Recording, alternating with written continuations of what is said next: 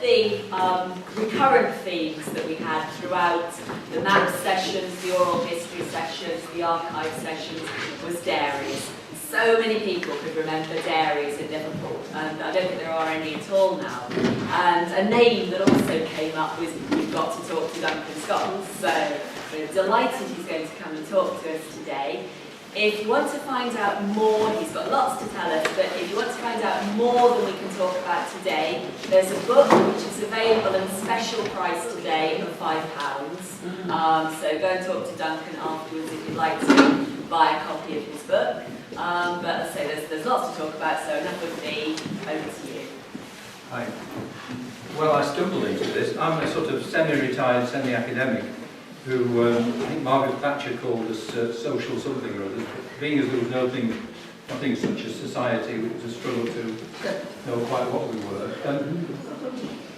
I wanted to talk very briefly about how to uncover cowhouses, because actually some of them are just round the corner, but you don't notice them. And I want to kind of prove that with a few photographs that I've got. And I just thought there were about 3 things that are worth thinking about if you're interested in uncovering cowhouses in Liverpool. And the first one is really about the ideas, some big word would be ideologies, about milk and about cowhouses generally. And this came through my letterbox just as I was starting to write about them about 3 years ago. We get bottled milk because I insist on it, because it would be so hypocritical if I was writing a book about the decline of bottled milk if I wasn't getting pinters on the doorstep.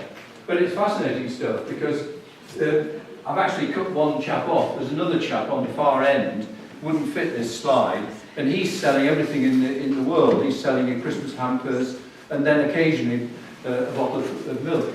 But it's meant to be what your milkman is all about. And one of the things that struck me right away about this was they're all men. And I want to actually talk about another side of it, which I'll explain in a minute, about all the female contribution to cowhouses in Liverpool. This one's interesting because it says here, the milkman is an unstoppable force. Unfortunately, he's been stopped by Tetra Pak about 1981, courtesy of Sainsbury's. And in fact now, bottled milk's probably about 9% of the total milk consumption.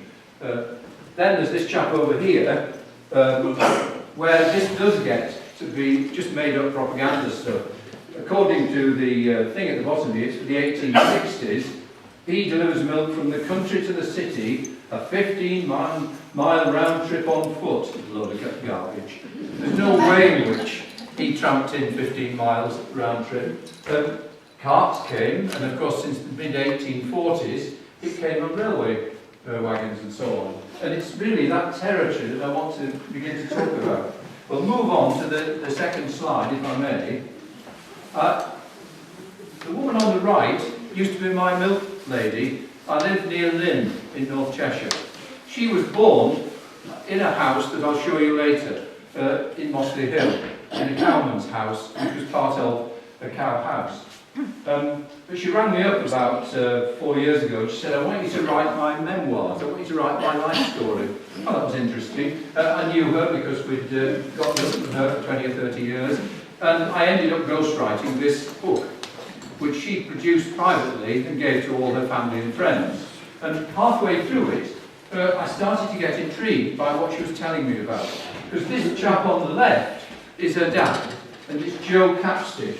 And she was called at the time Margaret Capstick. And the Capsticks were the last cowhouse keepers in the whole of Liverpool in the mid-1970s, in 1975. And this is at Stanley Park Abattoir, about 1940-something, in case somebody's going to pull me up with, I've written it down here, somewhere I can't even see, 1946, the annual livestock show at Stanley Park Abattoir, just before Christmas. And she gets first prize in the young farmers class. And once I began to talk to her about this, I said, well, where did you get the cow from? She said, well, with lots of them in the backyard. Yeah. And then off we went. So the next slide, you'll see Joe again. There's Joe again. West Derby Road. And on the right, you'll see a telephone box. They've moved it now, it's on the front. But that's Marlborough Road, just off West Derby Road. And this is Joe, and he's wheeled this round.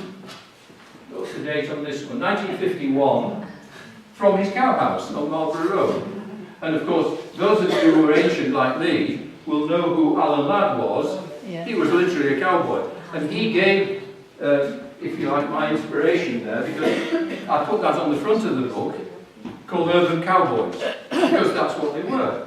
They were urban cowboys. He just walked that, I think it's an Ayrshire cross, before black and white Frisians and so on crosses came in, and he had, about 20 in the backyard, about, 50 yards away from there, just on the right-hand side. You can still see it, and the last slide before the film will show you the cow house in its terribly ruined state. He was one of the characters in this part of the world uncovering cow houses. Now, if you really want to start looking for contemporary evidence of cow houses, the next slide just gives you a hint. This is down in Garston, and it's at 1 Canterbury Street in Garston.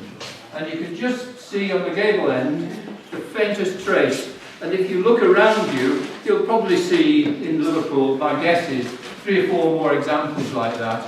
There's a couple of really beautifully carved above a doorway in the old red Accrington brick, Batty's Dairy, 1894 or something. But there are very few, what these technical terms are, ghost signs of dairies and so on. So really, if you were set on the trail called, are there any cow houses where I live, or how do I start looking for them, as opposed to finding them in old books or buying my book and so on, then the next slide is just a kind of, really it's a playful one, because this is 119 South Street, just west of Prince's Park. And of course, it doesn't look anything like a cow house, does it? Because they've rebuilt the whole of the front of it.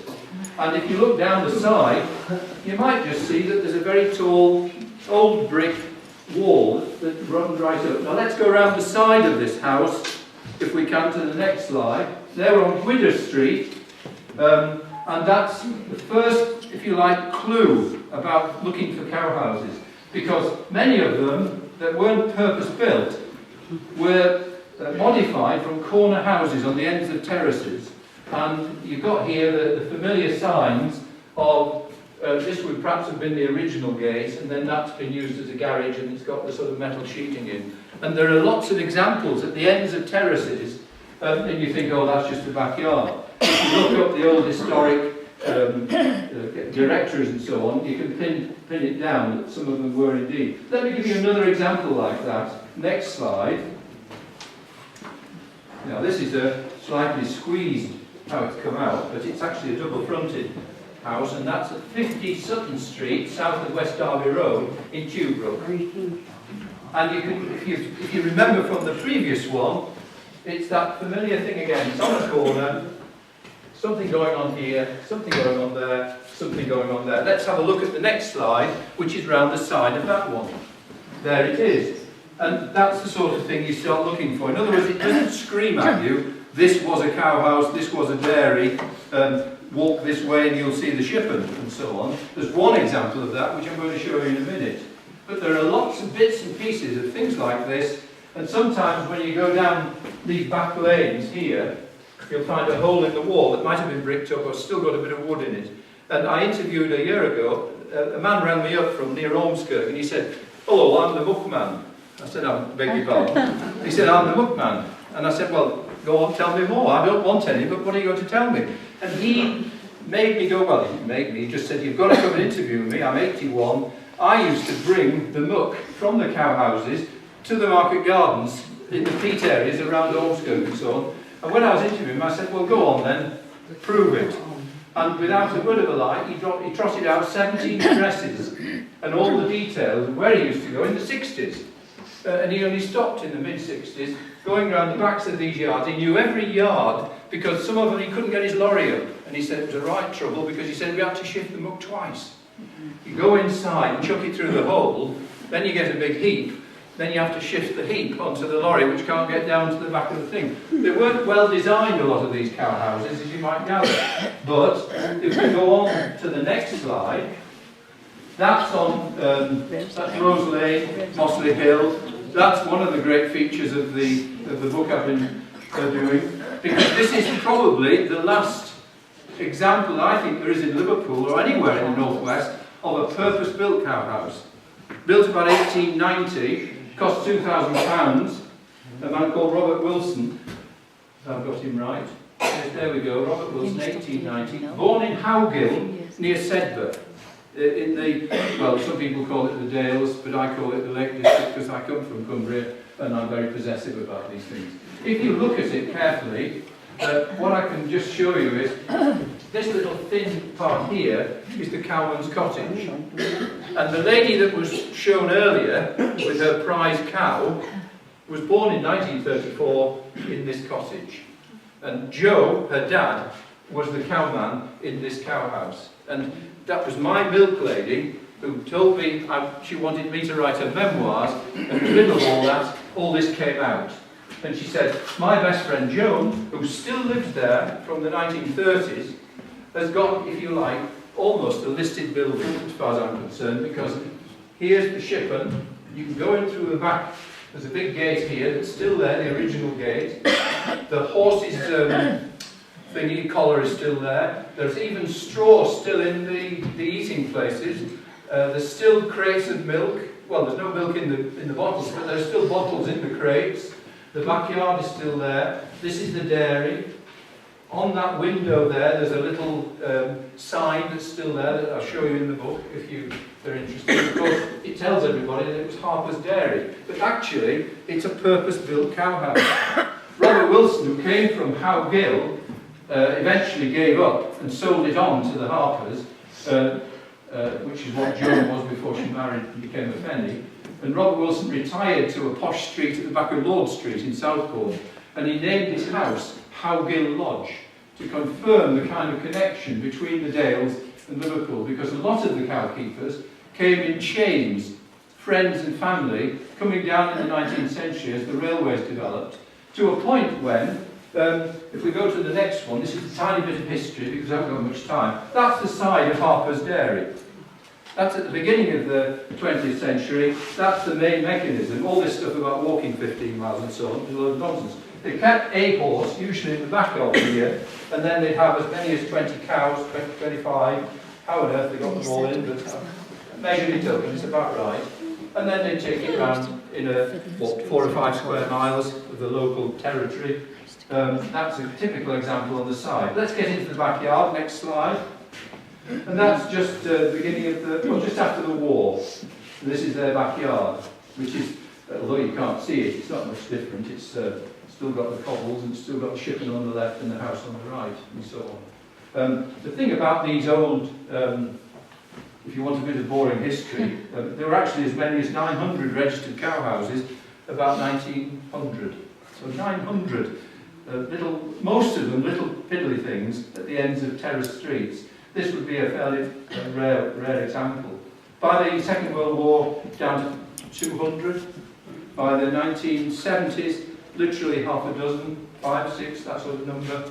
And then in July 1975, we'll come to that very, very briefly because of a little film of the last days of the very last cowhouse in Liverpool on Marlborough Road, one sunny day in mid-75.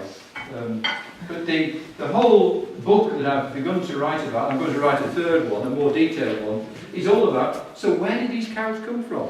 What happened after they'd stopped being milked? Who fed them? Where did the feed come from?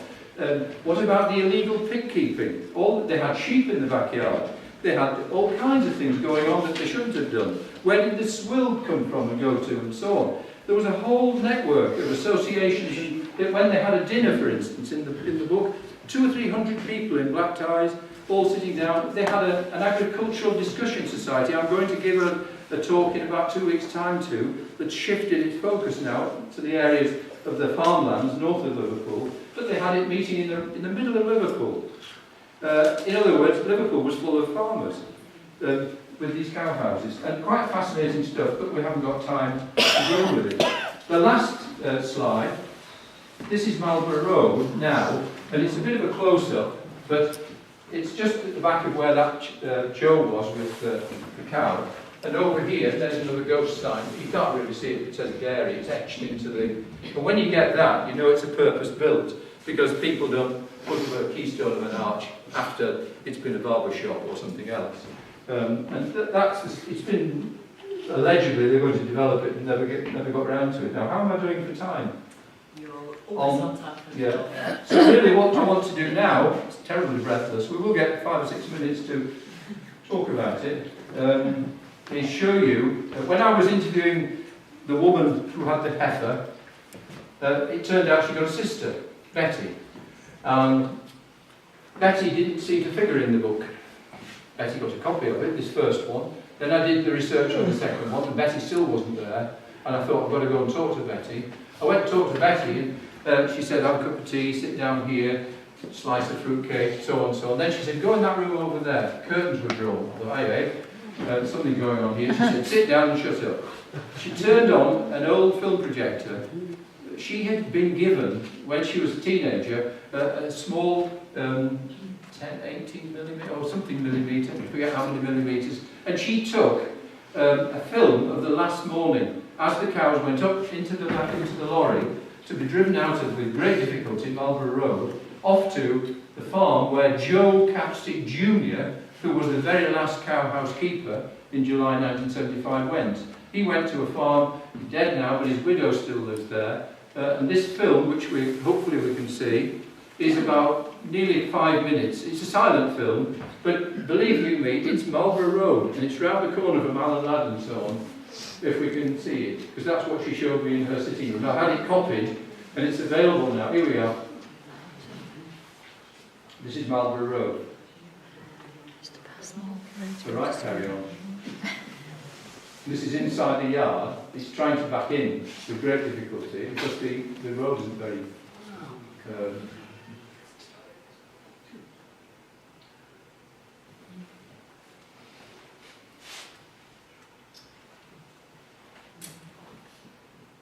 That's Joe Jr.'s wife.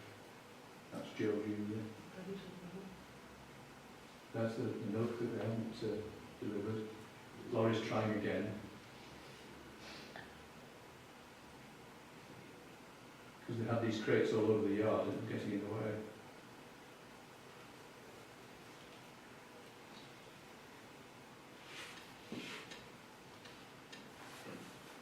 Come on, cows.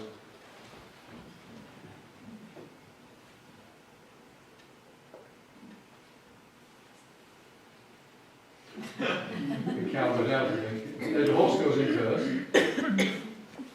So if you thought it was all a trick, this is proving. And then somehow they get them all in there in a minute.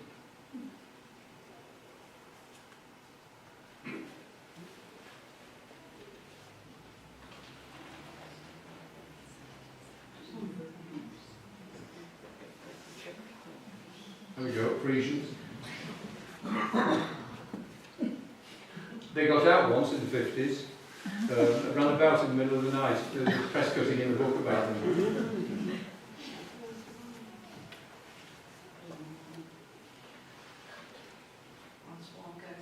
Yeah, they all follow them in the end, don't they? Yeah.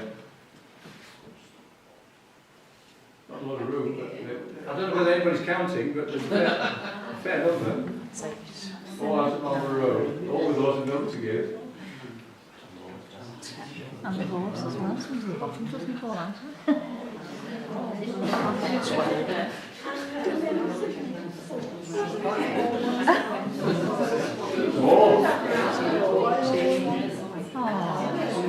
Health and safety, eat your heart out.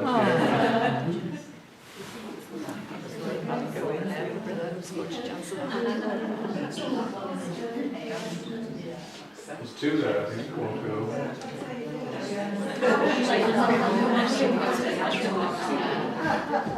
Another one's gone off down the side. Isn't that awful? Wasn't that awful?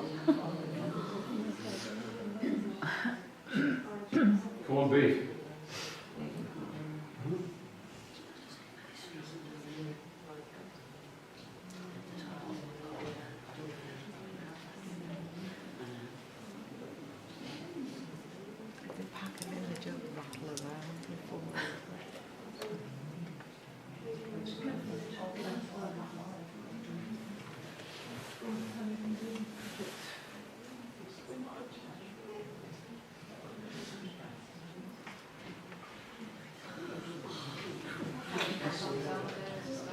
Yeah. He gets away in the end, but how on earth he did it?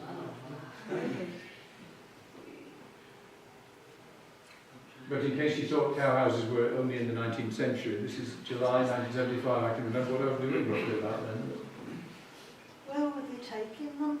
They went to just north of Gallgate, which is south of Lancaster, just off the A6, or the M6 as you might guess. Too far. Yes, it became economically not viable. I mean, he was the last cow house. Most of the dairies then were getting milk in from the big producers and just delivering bottles at that point.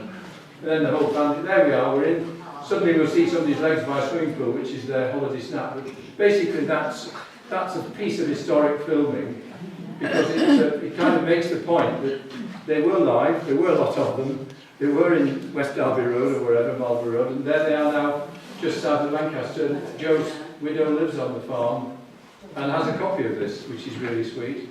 But because the North West Film Archive did them 3 DVD each, but there's a heck of a lot was in the back of that lorry, so they must have been able to squeeze them into that backyard. There we go. Quick. She has a swim costume on. Now, obviously, I'm only here, you know, because I'm excited, but also because I've got a lot of these. No, I haven't. But buy now while stocks last, and all that sort of stuff. If you don't get one for a £5, it's £6.99 according to Google or whatever it is, plus the pound postage. But happy to let you look at it. There is a display copy in the other room, and happy to take questions as long as we're able. Okay, so we've got 5 minutes for questions. You'll see that Duncan's a mine of information, so does anybody have any questions? I've got 2. Oh, Harper's Dairy, that building. yeah. Yeah.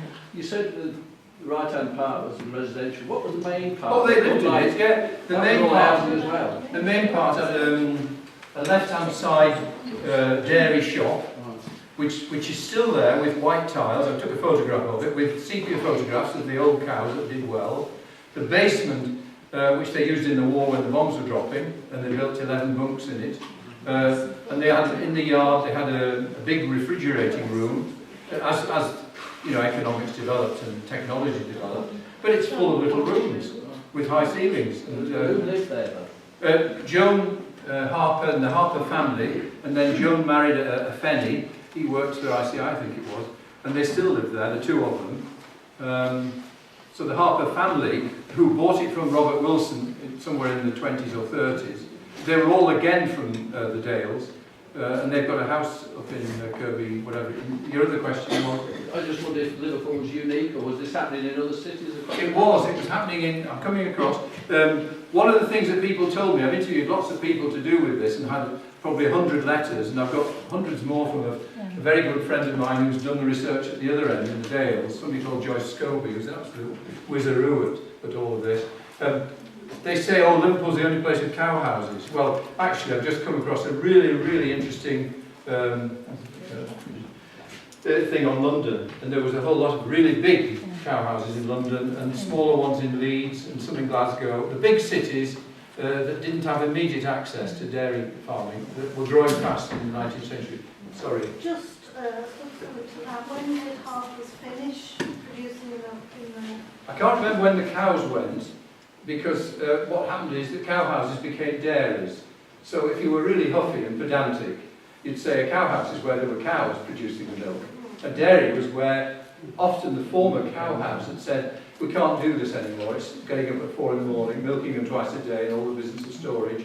So they would gradually do deals, often when they hadn't got enough milk from their own cows, doing it with the big new dairies that were growing in the 1930s. There was a lot of health and safety legislation about pasteurisation and so on. And gradually the big dairies took over, and people used to get the bottles in early in the morning, say 6 or 7 in the morning, and pass it off as their milk. They'd no longer got the cows, but they had the reputation and they had the catchment, they had their little areas, their rounds. But they stopped in 2000. And it's interesting because in the book I've made a point of this without overdoing it. 100 yards away there was a big primary school, it's now a Tesco, a giant Tesco's, and I've got this map. I've got 2 maps, one showing it in 1900 with lots of fields, and a school and the cow house, and the one in the 1950s which shows hundreds of semi-detached houses in Milk, some of them fascinatingly named after dales in the North Yorkshire area. Whether that's an accident, I really don't know. I know question as well. Pardon? Only that, although you've got all they're all bottles and nothing to buy them. They'll put them in cartons now. Yes, well you also get them in glass, but Yeah. it's expensive in glass, I suppose, and Tetra Pak. Bottles. Yeah. So expensive. I got a bottle this morning, we washed it this morning, my wife knew I was doing this, and she said, look what it says on it. The milk is so fresh you can hear the moo. But I thought, hang on, that sounds a bit too far-fetched.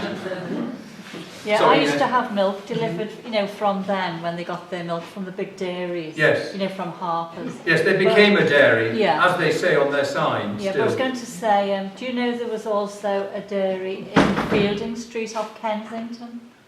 Well, once you start saying that, what's fascinating is, there used to be 900. Yeah, And I know that this project has found dozens, yeah, and you can find their addresses by looking at old commercial directories. yeah. And there's a man called Alan Passmore, lives in the Wirral, I don't know whether he's here, I've never met him, but he is an absolute whizzer on having gone through all the addresses right through the 19th century. He's got pages. If you ever Yeah. dare ask him, he'll send you 12 pages of email No, when I was a instantly. child, the cows had gone, but they still had hens, and she used to sell Yeah, eggs, lemonade yeah, and things yeah. like that. They're diversified a bit, yeah.